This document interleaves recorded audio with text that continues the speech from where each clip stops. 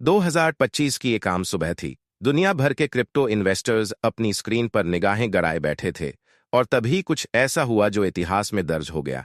एक ही घंटे में 5 अरब डॉलर यानी करीब 41 करोड़ रुपए हवा हो गए। न कोई भूकंप आया, न कोई युद्ध शुरू हुआ, लेकिन डिजिटल दुनिया के इस युद्ध में लाखों लोगों की उम्मीदें, सपने और जीवन भर की कमाई एक बटन के क्लिक पर जलकर राख हो गई। कहानी है ओम मांत्रा नाम के एक प्रोजेक्ट की। एक ऐसा नाम जो कुछ ही हफ्तों में फैट और फ्यूचर का प्रतीक बन गया था। लेकिन अचानक वो एक ऐसा स्कैम साबित हुआ जिसने भारत समेत दुनिया भर के क्रिप्टो इन्वेस्टर्स को हिलाकर रख दिया। लेकिन क्या ये सब सच में एक स्कैम था? क्या बाइनेंस जैसी बड़ी एक्सचेंज इस खेल में शामिल थी? और अगर हाँ, तो अगला नंबर किसका है? रहस्य, डर और गुस्से से भरी ये कहानी आज आपके सामने है। ओम मंत्रा नाम में ही आध्यात्मिकता है, और शायद यही वजह थी कि लाखों लोगों ने इस पर आंख मूंद कर भरोसा किया। प्रोजेक्ट ने खुद को एक वेब 3 स्पिरिचुअल इकोसिस्टम कहा। इसका मकसद था ध्यान, मेडिटेशन और डिजिटल आध्यात्म को ब्लॉकचेन के जरिए दुनिया भर में फैलाना। टीम प्रोफेशनल्स की लग रही थी, वेबसाइट चमचमाती थी और यूट्यूब पर आध्यात्मिक संगीत के साथ टोकनॉमिक्स समझाए जा रहे थे। लोगों को लगने लगा था कि यह क्रिप्टो का आध्यात्मिक पुनर्जन्म है। लेकिन क्या वाकई या ये सब कुछ एक बहुत ही शातिर प्लान का हिस्सा था? 13 अप्रैल 2025 सुबह के 11:14 ओम टोकन की कीमत $7 थी।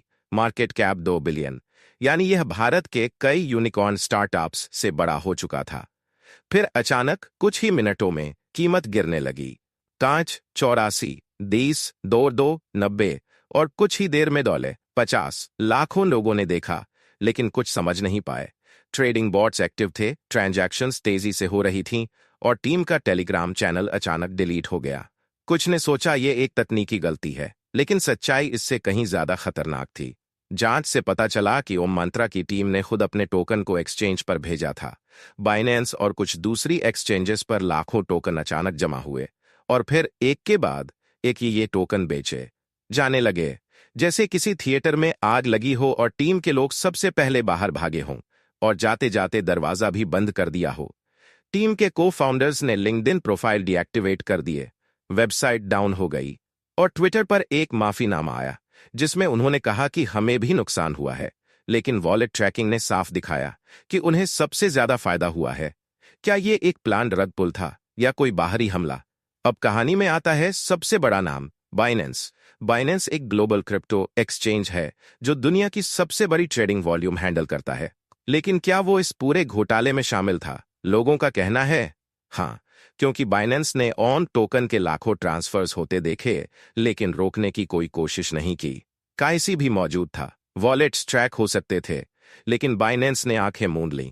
कुछ लोग कहते हैं बाइनेंस को पहले से सब पता था, और सवाल सिर्फ इतना नहीं है कि उन्होंने कुछ क्यों नहीं किया। सवाल यह है कि क्या बाइनेंस ने इसमें मुनाफा कमाया? ये पहली बार नहीं हुआ है। पिछले 2 सालों में बाइनेंस लॉन्चपैड पर लिस्ट हुए कई प्रोजेक्ट्स ने कुछ ही हफ्तों में क्रैश किया।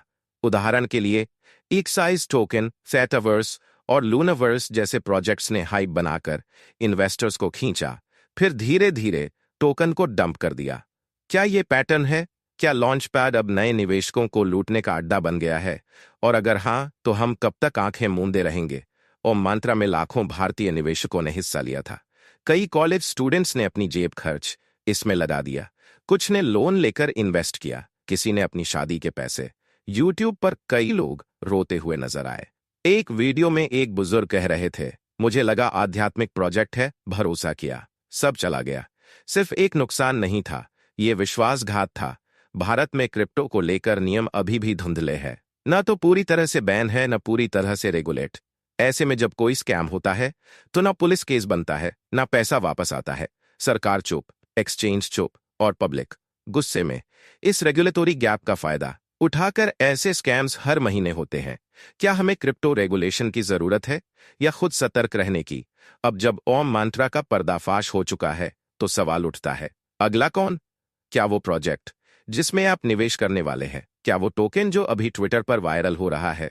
या वो जो बाइनेंस लॉन्चपैड पर स्पिरिचुअल फ्यूचर का वादा कर रहा है? एक बात पक्की है, ये स्कैम यहीं खत्म नहीं होता, और शायद आपने जो देखा वो सिर्फ ट्रेलर था, इस पूरी कहानी से हमें क्या सीख मिलती है?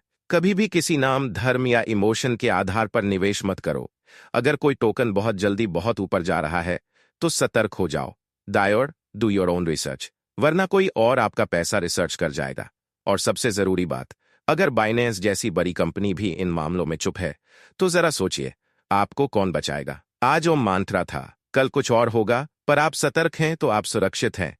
वीडियो को शेयर कीजिए, अपने दोस्तों को जागरूक कीजिए, क्योंकि अगली बार शिकार आप हो सकते हैं।